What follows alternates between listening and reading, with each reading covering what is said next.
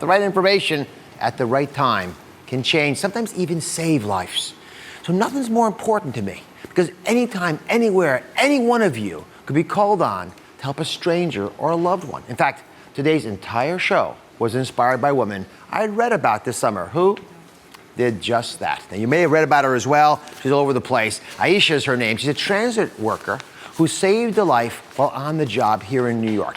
She says what she learned from the show gave her the confidence to help others. And it turns out it's not the first time she'd saved someone. That same week when the article came out, she comforted a woman contemplating suicide and got her to safety.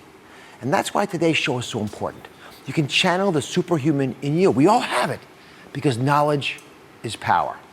Today, we dedicate the show to Aisha and some other amazing real-life superhumans you're about to meet, including a 5-year-old who walked about a mile, think about that, barefoot, to save her family after a serious car accident.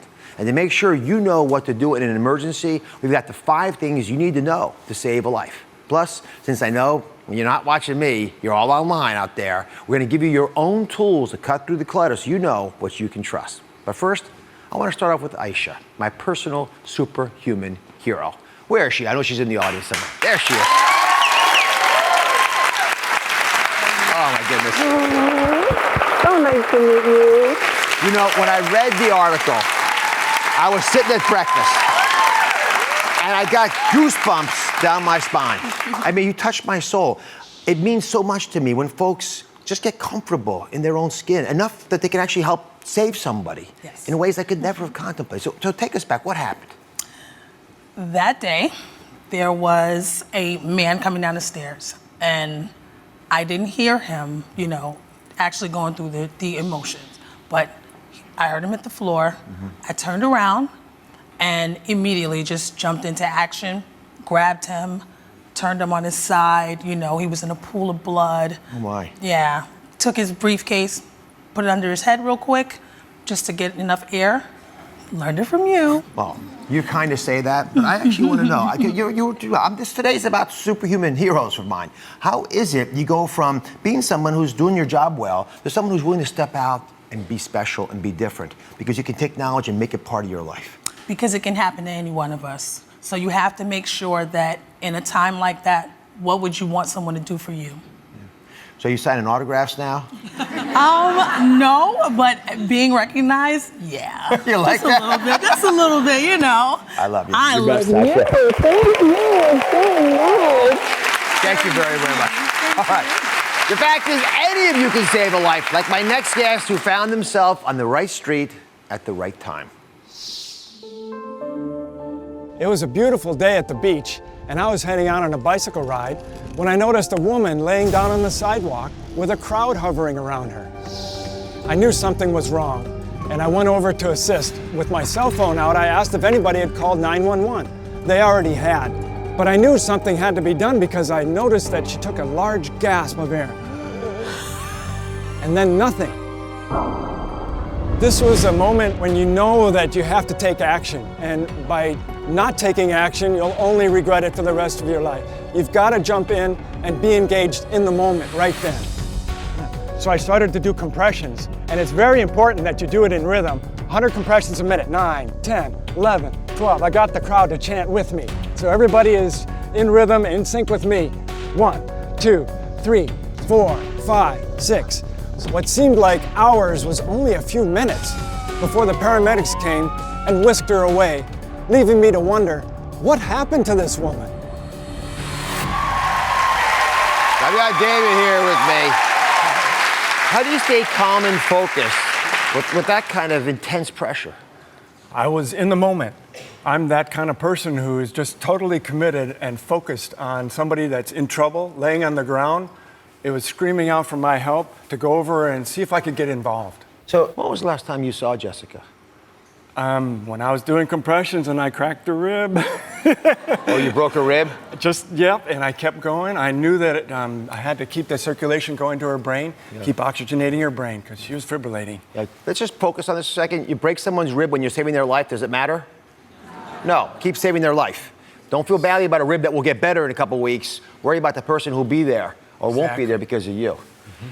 So last time we started was doing chest compressions, huh? Do you know how she's doing? I've texted her a few times. She's doing better. So actually, I want to comfort you a little bit because not only is she doing better, she's actually here. And she's been here the whole time. Oh my God! She's right over there. You haven't seen her ever, but there she is. Just come on up, Jessica.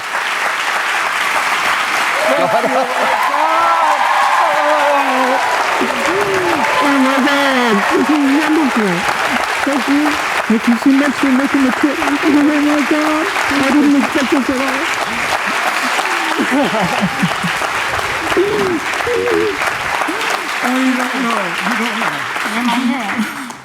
Here, come have a seat over here. Let's talk a little bit. Thank you. Come on, Jess.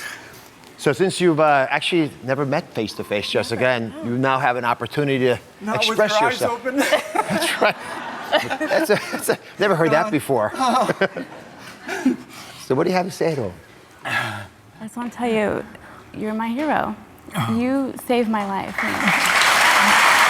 There's really no words that can really express what I'm feeling, but you saved my children from being motherless, and that is everything, because they're too young not to have their mom. Exactly. So what would you say to someone right now sitting at home thinking, should I bother learning CPR or not? Do it. Do it. If you arm yourself with knowledge and skills, when you're confronted with a situation like this, you'll be more compelled to take action and save somebody. Did she say it right? Absolutely, nailed it. Oh, I'm just so surprised. I'm overwhelmed. I'm overwhelmed. It's just so wonderful to see you. See you Oh too. my Thank God. you. All right, I'm proud of both of you. Thank you both for being Thank you very here. much for having me.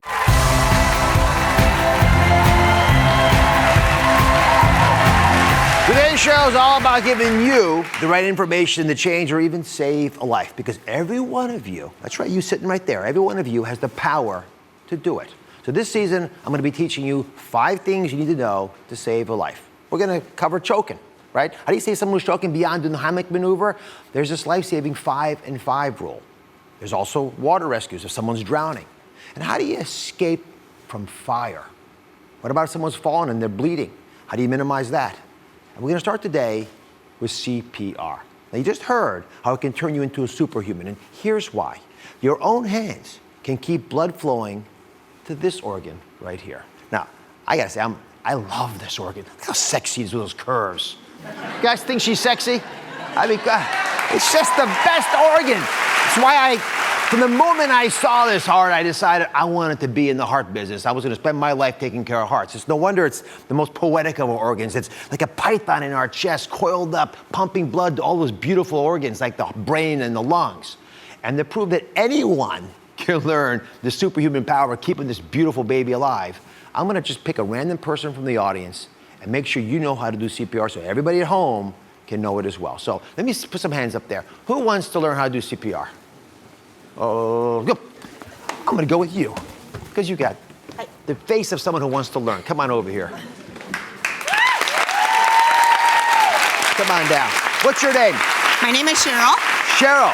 And what do you do for a living, Cheryl? I'm a secretary. You're a secretary.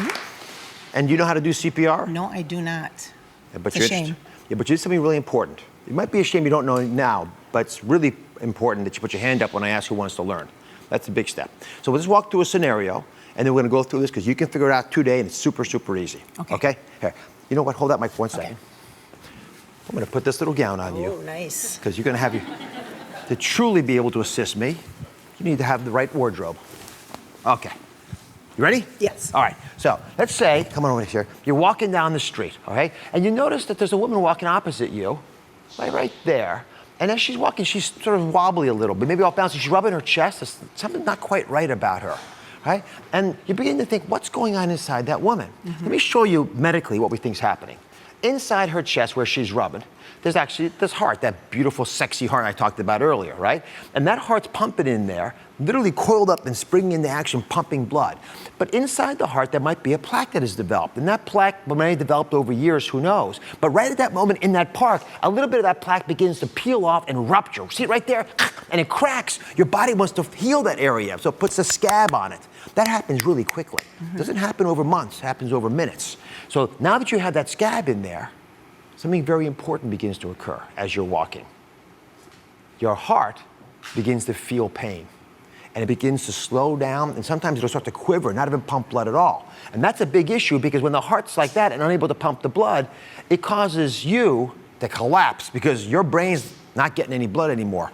And this is an issue. As she's lying there, you've got to make a split-second decision because we know that inside of her, that heart has stopped pumping blood, that's why she collapsed. And because it's not pumping blood, it's not pumping nutrients to the brain. And you literally have minutes, 5 in particular, to make sure it doesn't turn gray like that, because that doesn't get better.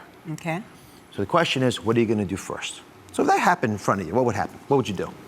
I think I'd call 911 first. Very, very good. Okay. Please don't understand. Everyone sort of, it's an obvious. That's a big deal because without them coming, a lot of the tools you'll need won't be there for you. All right, so you're going to call 911. Okay.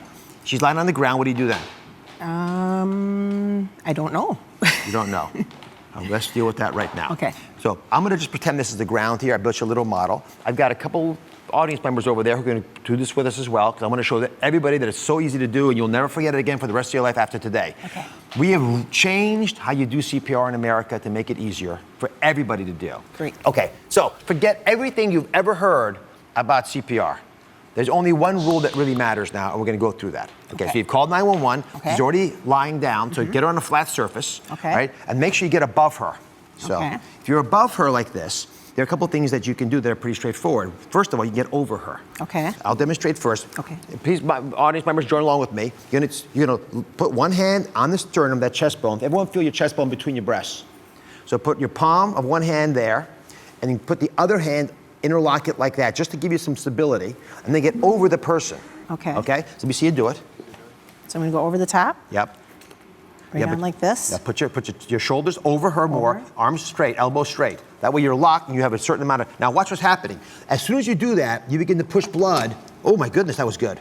Push blood right up to the head. Keep going, everybody. Now, the question then becomes how forceful and how much. Don't worry about the force. Remember David broke a rib? Didn't Okay. matter to him, did it? He No, kept going. 'cause- yeah. Okay, you keep going now. And the Okay. rate you want to go at is 100 pushes a minute. So you just keep pushing. Yeah. Now, you ever hear the song "Staying Alive" by the Bee Gees? Remember that song? All right. Possibly dance to it a few times Babe too. dance. We're gonna dance to it right now and save some lives. So this time, you help me. You clap it out. Okay. Okay. Ready?